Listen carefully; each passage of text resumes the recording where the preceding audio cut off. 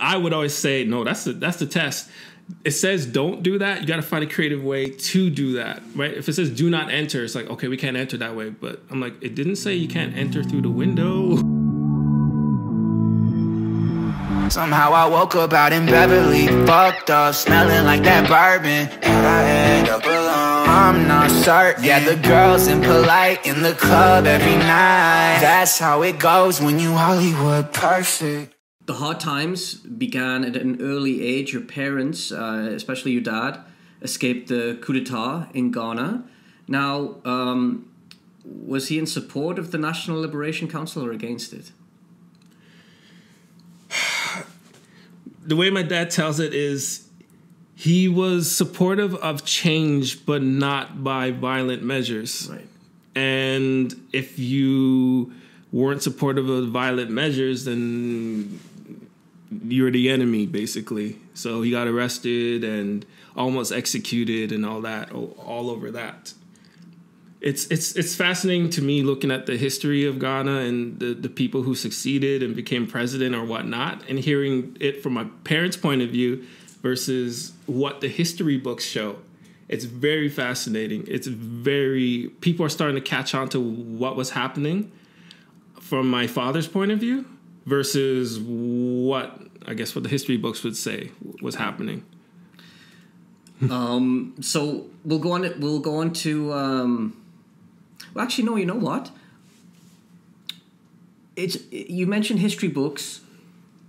Well, history's changing. Amidst the well-publicized turmoil in the US in 2020, and indeed all over the world, racism is against Africans and Afro-Caribbeans is horrible in Toronto as well. Yeah. My friend Desmond Cole is out there. He's an author. He wrote the book, The Color We're In. Okay, I've heard of that. Yeah. Bestseller, and so he's doing fantastic things over there. It's a struggle.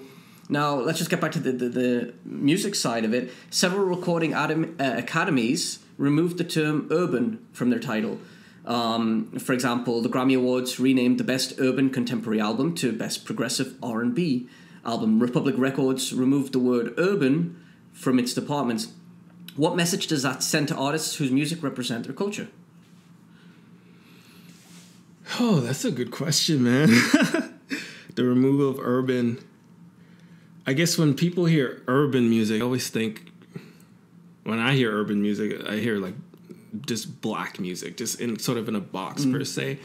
And now I guess because that urban music has permeated into suburbs and not just the hood or not just black communities, but in every community, it would make sense to call it progressive or remove the word urban. But is progressive any better of a term than contemporary, for example? I hate terms to be honest. It puts everything into a box per se. Because when you hear music, there's so many different influences to it. Even when the Beatles will tell you they were listening to this blues and a lot of black music and stuff and different chords, and all the artists back then, even in the 60s, were taking chords from each other from like black music, as they would say, or gospel music or whatnot. So I don't even think progressive audio it's almost like a band-aid to trying to put over a wound or something. I personally don't like, at this point, genres kind of limit you and put you in a box versus what if you take sounds from all different styles? What do you call it? I guess you call it eclectic.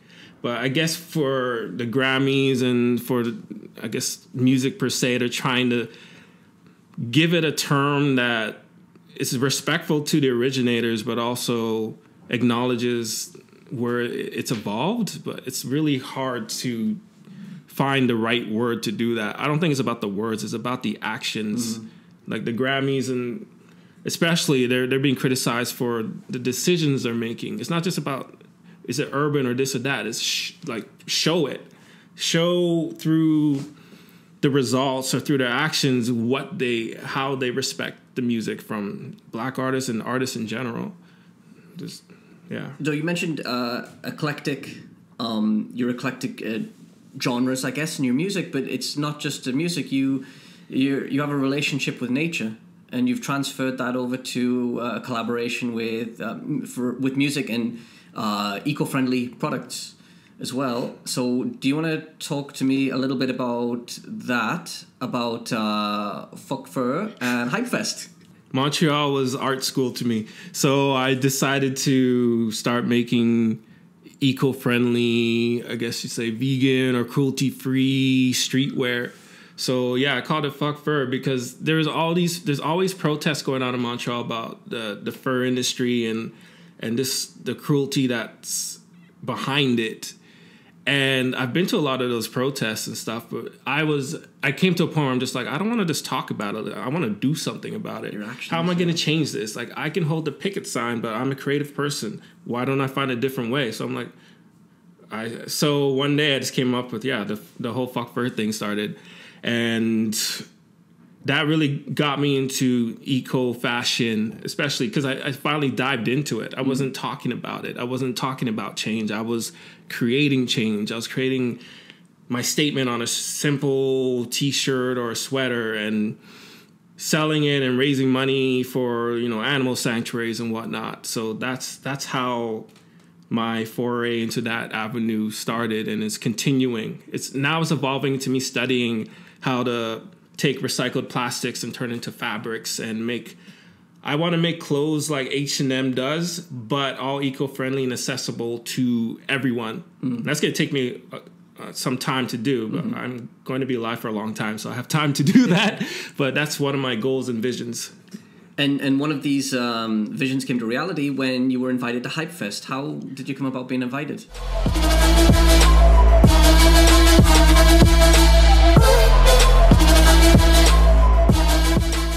Oh, Hypefest was because I was in Montreal. New York's my favorite city. I was feeling an itch to go out there.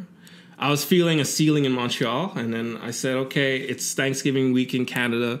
I'm going to go to New York for the weekend. So I go out there, and then I was on Instagram, and I saw Hypefest, and then there was a girl there that was one of the organizers, and I remembered her because she used to work at livestock in Chinatown in Vancouver, and she sold me this cool keychain. I always remember people and things like that. So I hit her up. I'm like, hey, how's it going? I'm in town, this and that. And she's like, oh, yeah, I'll give you some passes, or you can get into this talk. You got Jaden in this talk. You got these designers of Jordans in this talk. And I went from, I'm just going to New York for the weekend to, okay, I'm surrounded by Travis Scott, Nike, Reebok, and I can learn how to make shoes and this and that. So that's how Hypefest came, I guess, into my life. To other people, it was just like an event where, oh, this is cool. You can look at all these cool street fashion and whatnot. To me, I was sitting and surrounded by other creative people who live in New York City, who live in California, who are great artists. And I'm having these conversations about what I do and what they do. And they're interested in what I was saying. And I was just like, wait, you guys work for Nike, you work for Jordan, and you like what I have to say. I haven't done anything yet, per se. And they're like, no, you've done a lot. I was just like, wow. I felt like I was at the cool kids table. Yeah. And I was just the rebel in the cafeteria.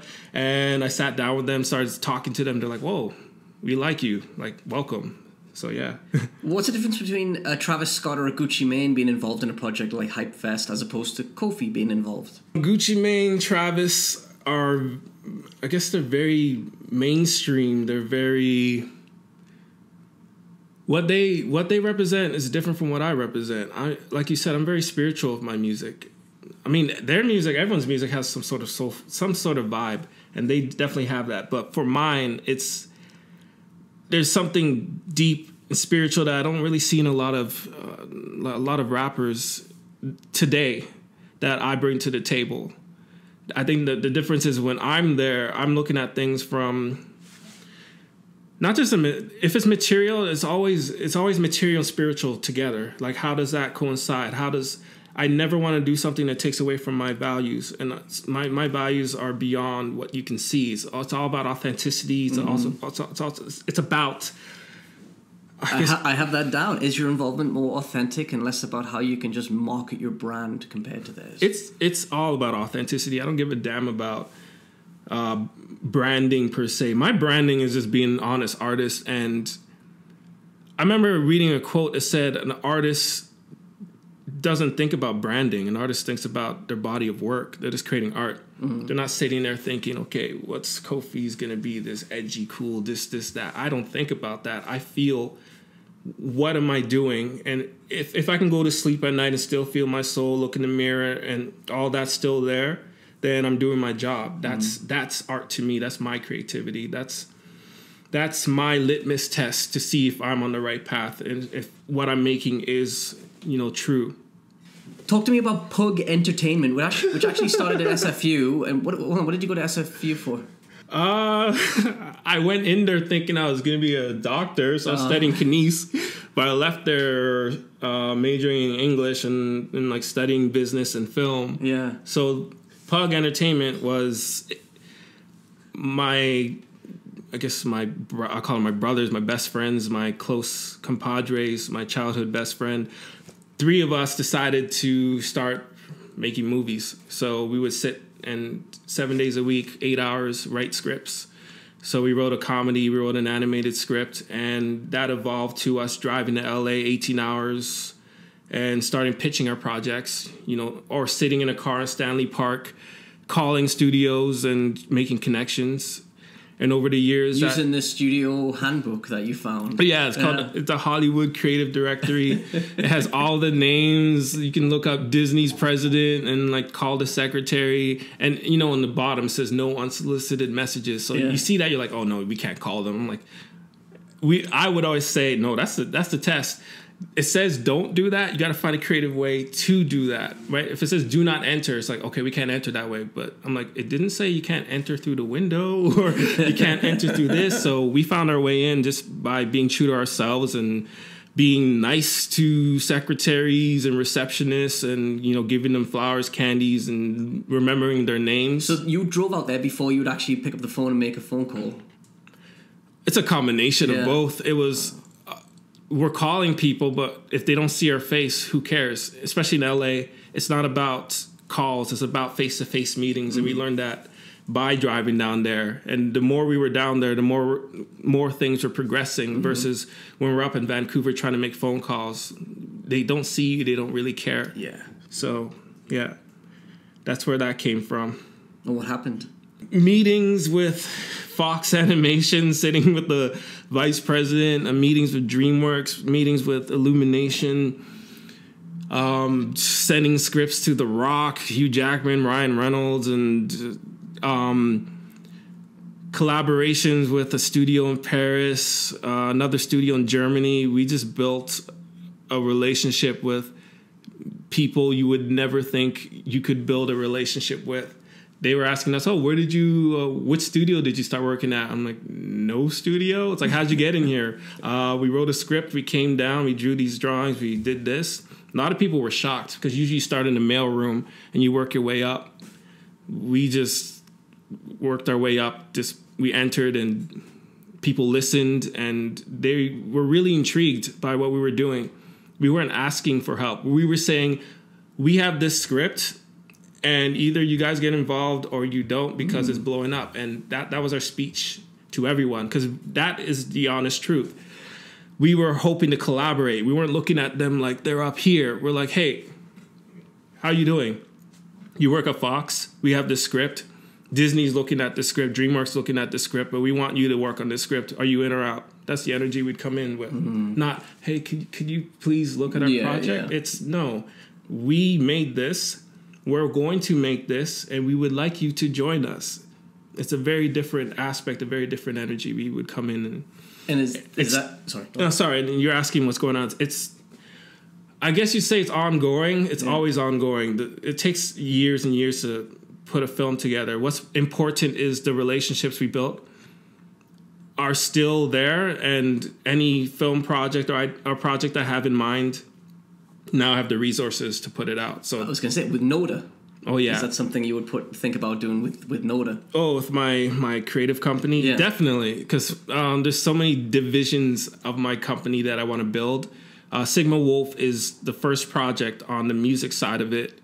It's kind of my calling card to let people know what I can do. Same for the videos I'm putting out with the album. And I'm also doing a short film probably at the end of the year for the album. and then I want to expand into my film projects within Nota. So yeah, it's all together. Everything I'm doing is just all together. Okay, and the song French Girl, that's going to be on Sigma Wolf, yeah? No, do you like that song? Yeah, I do. It's poetic. It's poetic? Yeah. I think I'll just release it just as a free single. I made that. What he's talking about is it's a song my best friend was talking about Paris, and then when he got off the phone, I was just like, I need to write a song about France and Paris and that life, and then that song came out. It was just a very beautiful, lush song. I'm just gonna drop that single. Do it. I love that song. So yeah. Last question for you. What is a Sigma Wolf? Good question. Nobody ever asked me that. Okay. Hold on, I ask you all these long, elongated questions, and the best question is That's the best question, because no one in the history has ever asked me what. They're just like, oh, that sounds so badass. That sounds so cool. It does, because it's not even spelled like wolf. The reason, German. Yeah, I spelled it wolf because, like I said, I studied English and stuff, so I was thinking of Beowulf, and it's kind of a homage to, I guess, I'm flipping English literature and kind of making it cool. So I thought wolf. I love WULF anyway. Yeah. One of my close friends, her nephew's name's Owen Wolf, and it's like when I hear that, I'm like, this sounds so powerful. Yeah. Basically, a Sigma is just it's the John Wick type of person. It's like an introverted alpha male. It's somebody who's, you see in those films like the Bourne Supremacy, or Jason Bourne or Batman is a Sigma. He's a guy he's a tough badass guy, but he keeps to himself. He lives in his bat cave. Every now and then he comes out. He does what he needs to do. It's the lone wolf, basically. So the wolf part came from the lone wolf. So Sigma Wolf is just, I like the word Sigma. This sounds badass, but it's just an introverted alpha who works outside of the hierarchy but still succeeds. He finds a way to get what he needs to get done. He had a very, very, very hard upbringing, but it didn't soften him. It hardened him. It made him tough. He has to be stronger, faster, smarter than the other alphas who are in a group, because he doesn't have a group. He has to do everything himself. Just a reflection of self. Right? So when I heard that term, I'm like, hey, that's that. Like, just like numerology. I saw that. I'm like, oh, that describes me. Yeah. I'm doing all this stuff and I'm building something big, but from the outside in. And that's what a Sigma is. And a wolf is a lone wolf. So I said, okay, I'm a Sigma Wolf. That's the album name. You can even say that's my name too. I'm always going to keep that name. So. I thought it was. It is. It is and it isn't. It's an album name, and it's the name of the first song in the album, but it's also me. Like, I thought when you said Kofi, I thought, okay, this guy likes wrestling, so it's Kofi Kingston. I didn't know what to call you. So I got many names. I guess those two, Kofi and I guess Sigma Wolf, would be my other name.